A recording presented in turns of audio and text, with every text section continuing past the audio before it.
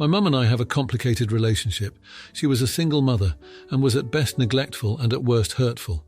She'd send me to school with the flu and a 104-degree fever because she wouldn't believe me when I said I was sick. I had terrible vision, but she waited 3 years to take me to the optometrist. Everything had to be perfect, and there was a constant threat that no one was allowed to think that anything was wrong, or else people would take us away. I was expected to be perfect in everything, and any time I failed or was a bit slow, she would go on a rant about how much of a burden I was because she had to teach me basic things. I was a constant disappointment because the things she demanded were just unrealistic for a kid to know without being taught. My siblings didn't have this kind of pressure. It was only me. I'm okay now. I don't carry a grudge, and I've learned to let it go in one ear and out the other. And she's mostly not saying things, primarily because I don't invite her into my home, and because while we see each other maybe every other week, we don't spend extended periods of time together. Except earlier this year we lost everything due to the inflation. We lost our business, but most importantly we lost the house. We were basically homeless with 2 children. We were allowed to stay with her and my stepfather for a month until we could get back on our feet. During this extended stay, she started falling into old habits. Everything I did was analysed and every mistake found and commented on. The thing is that my 13-year-old is super observant, and one day he asked, "Why do you always say my mum is useless?" My mum loves being a grandmother, and where she sucked as a mum, she is a good grandma. She was very hurt by my son's observation and vehemently denied it, but my son held firm, and since then, he's been keeping an eye on her. My mum feels uncomfortable with this and wants me to tell my kid he's imagining things, but I really don't want to do that. I'm super proud of him for being able to spot her behaviour, and I don't want to jeopardize this skill because it's going to be useful to him in the future. I've talked to him and told him that while I appreciate him trying to stand up for me, I don't need him to fight my battles, and that I'm perfectly aware that what my mom says is BS, so it doesn't hurt me. I don't want him feeling responsible for me or like he needs to protect me. My brother is now butting in and telling me that I should just tell him that he's imagining it, or tell him to pretend that nothing is wrong because it's almost Christmas, and it would be silly to keep creating tension with this. I still refuse. Am I the idiot? Now, for a few comments before the update. Comment 1. Not the idiot. There is no reason to be anything but completely honest here. Your mother and brother need to face the truth and all of the awkward feelings involved with that. Comment 2. Not the idiot. You are in the right not to gaslight your son. It touches my heart that such a young person can stand up for his mum. Comment 3. Not the idiot, and what a great mum you are. Both your brother and your mother are A8s. Now, for the update. After my last post, my son's confrontation with my mother opened the floodgates. The next day we had a family meeting, no holds barred. My mother tried to dismiss my son's words as childish nonsense, but I wasn't having any of it. My brother, the eternal peacemaker, tried to mediate, but this time I stood my ground. I laid it all out. Every pent-up grievance from years of her belittling me came pouring out. It was raw and intense, and I won't lie, it shook me to my core. The fallout was immediate. My mother, unaccustomed to being called out, spun into a tirade, and the tension that had simmered beneath the surface erupted. It was like a pressure cooker blowing its lid. She denied everything, of course, and then, in what I can only describe as a moment of pure spite, she told us to leave. We were stunned. There we were, with nowhere to go, and she was kicking us out right before the holidays. But that's when the unbelievable happened. My brother, who had always taken her side, finally saw the light. He told her she was being unreasonable and that her behaviour was out of line. He offered to take us in, said he couldn't stand by and watch her repeat the cycle of abuse he'd turned a blind eye to for so long. So, we moved in with my brother. It's tight quarters, but the warmth and support have been a balm for our spirits. My son, bless him, has been my rock. He's handling the upheaval like a champ, but the drama didn't stop there. A few days into our stay at my brother's place, my mother showed up unannounced. She had a meltdown on the front lawn, crying and apologising. It was a public spectacle, and neighbours came out to see what the commotion was about. It was embarrassing, but also somehow cathartic. The apologies seemed genuine, but I've kept my guard up. We had a long, tearful conversation, and while I'm cautious about her sudden change of heart, we've agreed to start family therapy after the holidays. It's a small step, but it feels like progress. And in a turn of fate, I received a call from a former colleague. A job opportunity had opened up and they recommended me for the position. I interviewed and was offered the position on the spot. It feels like a fresh start, not just for me but for my little family unit as well. The holidays are going to be different this year, quieter, and with my brother instead of my mother, but I think that's okay. Sometimes the universe forces your hand and you have to roll with the punches. I'm just grateful that out of all this chaos, we might finally be on the path to healing. Now for the comments. Comment 1. Not the idiot. You're allowed to set boundaries with your mother, especially if her behavior is toxic. It's great that your brother supported you and that you're getting a fresh start. Your mum showing up unannounced is a bit intrusive, but it seems like she's making an effort with the therapy suggestion. Stick to your boundaries and good luck with the new job. Comment 2.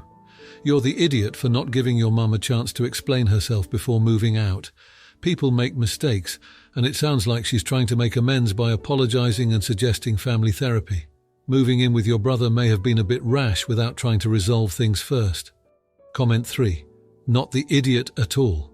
It's heartwarming to see your brother step up when you needed it most, and it's a positive sign that your mother is willing to go to therapy, even if her apology was a bit dramatic.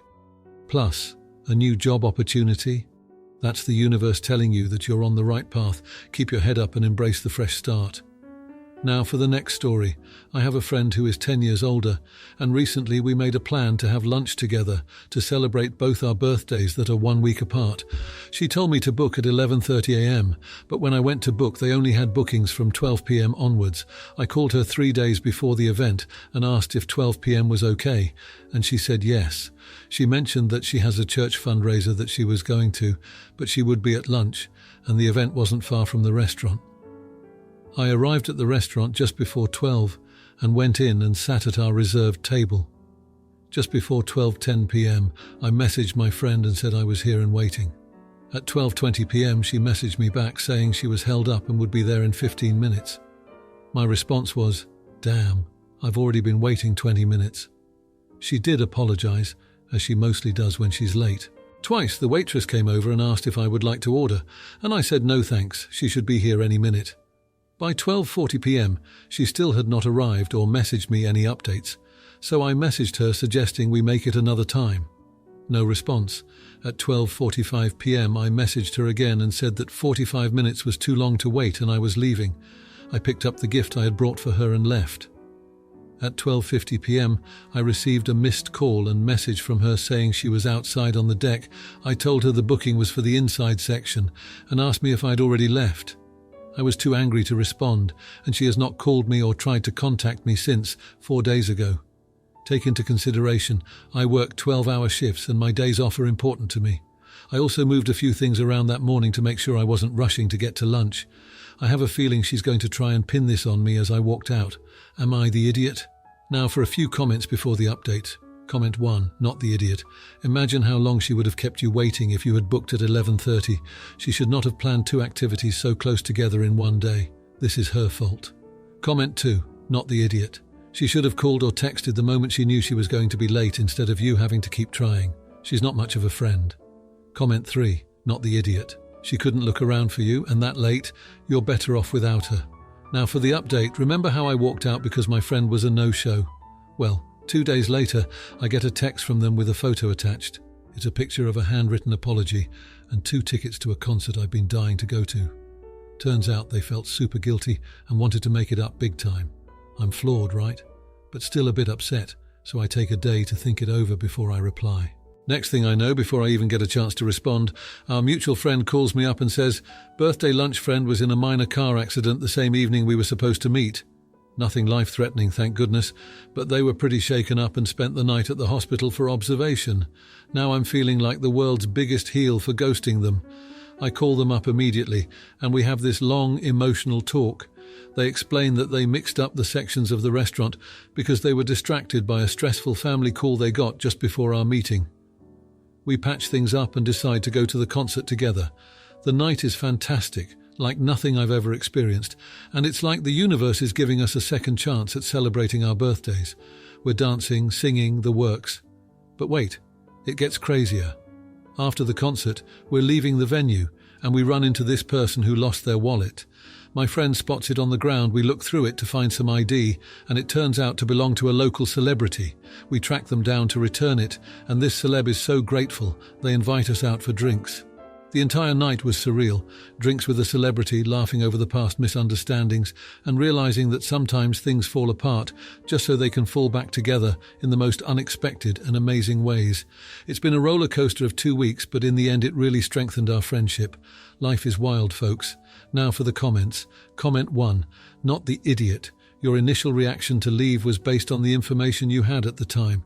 It's natural to feel upset when someone stands you up, especially on your birthday. The fact that you were able to reconcile after learning about the car accident shows maturity. Plus, returning the wallet was a kind act which led to an unexpected reward. Your story is a reminder that things can turn around quickly. Comment 2. You're the idiot for walking out without even waiting to hear an explanation. Sure, being stood up hurts, but friendship is about communication and understanding. Your friend clearly cared enough to apologize and offer concert tickets, which shows they value your friendship. It was a mistake to act on impulse without all the facts. Comment 3. Not the idiot at all. You couldn't have known about the accident, and it's the thought of being forgotten on your birthday that stings. Plus, it all ended well, didn't it? You patched things up and even had an unexpected adventure. It's like they say, life is what happens when you're busy making other plans. You both made the best out of a bad situation and came out stronger. Cheers to that. Now, for the next story. My 35-year-old father-in-law, who is 63 years old, moved to a different country to be with a partner. In that time, his parents have died, and when his relationship ended, he asked my 32-year-old wife, his daughter, to come and stay with us while he sorted himself out. 4 months later, he still lived with us and showed no sign of moving out. My wife and I agreed that since he was earning a good wage now, we needed to increase his rent to just below the market rate for a room in this area, to encourage him to think he might as well get his own place if he's paying that much here. I know it's our own fault for not just being more direct and telling him he needs to move out, but he is very sensitive and always on the verge of a breakdown or blowing up. His job does mean he's away for half the week, so he was very surprised when the rent went up, despite practically living here for free prior to that and him now being on a better wage than my wife. Since then, he has been doing weird things like doing his laundry at a laundromat, buying a portable heater instead of using central heating. We think now he was trying to reduce the amount he was costing, so the increase in rent would be even more outrageous. Anyway, he left for work, but one of our cats was stuck in his room after he left, so we opened the door. We saw he'd left a pile of rubbish, including takeaway containers, which stank. My wife texted him pointing this out. He said, "Fine, I'll move out when I get back." He was angry she'd been in his room and felt that it was invading his privacy. We did say, "Well, actually, that's our spare room. You're only staying in it until you find your own place." This led to loads of messages accusing us of making him feel unwelcome, patronized, and it being unfair for charging rent when he was away half the week. My wife over the week gave him multiple opportunities to say he was coming back as he had nowhere else to go, but he just said she'd given him no choice. Come the day he was supposed to return, we waited. He didn't come back. My wife texted and said, "If you're not coming back, you should come and get your stuff." He said, "Burn it. You've seen me out on the street. I'm sleeping in my car. Your nan would be ashamed of you." We knew he'd been paid that day. We drove around and saw he'd parked at the end of our road and was sleeping in his car. She said one last time, that was a vile thing to say. She nursed her nan through cancer while he lived abroad. "But you can come back to give yourself a bit of time to find somewhere to live." He said, "No, because you've turned on me," so we left him to sleep in his car. The next day, once he'd proved his point, in my opinion, he went to a hotel. Now he's telling all the extended family we left him homeless and he had to sleep in his car. I don't feel bad, but my wife is feeling guilty. We both know if we had pleaded for him to come back and apologized to him, he'd have probably agreed to move back in. Am I the idiot? Now for a few comments before the update. Comment 1, not the idiot. He literally chose to sleep in his car. There isn't anything more to it. If he wants to throw a tantrum, let him. It'll give him the motivation to actually move out because he now feels uncomfortable. Comment 2, not the idiot. If the other family members want to take him in, let them. Comment 3, not the idiot. Don't let him guilt trip you into taking him back. Now for the update. It's been a few months since my last post about the situation with my father-in-law, and I felt it was time to share the unexpected turn of events with this community who've been so supportive. Things escalated after my last post. Jeff, my father-in-law, did spend a few nights in his car, but a conversation with my wife's aunt turned things around. She reached out to us after hearing about the situation and suggested we all meet to clear the air. We agreed, skeptically, but it was the best decision we could have made. At the meeting, Jeff apologized. He admitted he'd been unfair and stubborn because of his pride and the embarrassment of his situation. Unbeknownst to us, he'd also been battling depression after his relationship ended, which contributed to his behavior. My wife and I listened, hearts heavy with guilt for not seeing the signs earlier. We apologized too for the increased rent and not being more understanding. With everything out in the open, Jeff surprised us by revealing he had been saving up from the job he found a while ago, thanks to a lead from a neighbor, and was close to affording a deposit on a small apartment. But he didn't want to leave things unresolved. He asked if he could stay for 2 more months while he secured the place, and we agreed. Those 2 months changed our relationship. We started having family dinners, Jeff helped around the house more, and the tension eased into something comfortable. When the time came, Jeff moved into his new apartment, which was only a 15-minute drive away. He insisted on paying the last 2 months' rent in full as a gesture of gratitude, the most heartwarming part. Last week we went over to his place for dinner. It was modest but cozy, and Jeff had cooked everything himself. There was laughter, shared stories, and an ease between us that hadn't been there before. As we left, Jeff hugged us both and said, "Thank you for not giving up on me. We're closer now than we've ever been. Jeff's become an invaluable part of our lives, and we're helping each other in ways we hadn't imagined. It's funny how things work out when you face them together, with a bit of patience and a lot of forgiveness." Now for the comments. Comment 1. Not the idiot. It's heartwarming to see a family come together during tough times. Depression is no joke, and it's great that Jeff was open about his struggles. Giving him a place to stay probably saved him in more ways than one. Family dinners sound like a fantastic way to bond. Good on you for showing empathy and patience. It's what family is all about. Comment 2. You're the idiot for even considering not helping Jeff in the first place. Depression is a serious illness, and he was clearly in need. It shouldn't have taken a conversation with an aunt to see that. Everyone deserves a second chance, especially family. Glad you turned it around, but don't pat yourself on the back too hard. Comment 3. Not the idiot. You did more than what many would have done. Opening your home, adjusting your life, and helping Jeff get back on his feet shows tremendous character. It's not easy living with someone going through a rough patch, but you managed it with grace and came out with a stronger family bond. Cheers to new beginnings and healing relationships. If you liked this video, you'll probably like these too. Also, while you're here, please consider subscribing.